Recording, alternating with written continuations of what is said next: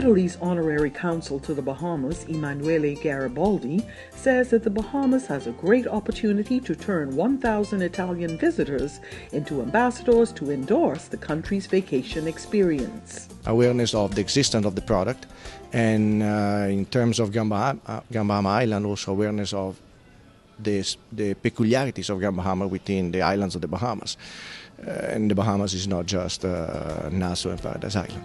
While Italians already have an idea of what they can find in the Bahamas, many of them need more information so they can realize that there is much more to the Bahamas than they first have in mind. Whenever you say the name Bahamas in the minds of everybody, and Italians are no different, it calls up to mind ideas about beautiful beaches and great nature, and generally a vacation that is associated with relax and sea, sun and sand.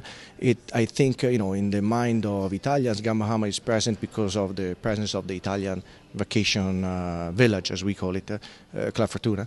But it is important that Italians also know that we have also other things to offer on Grand Bahama Island, and definitely Grand Lucayan is a grand product that should be more available in the mind of Italians when thinking about the Bahamas and about Grand Bahama. For the Tourism Today Network, I'm Gina Seeley.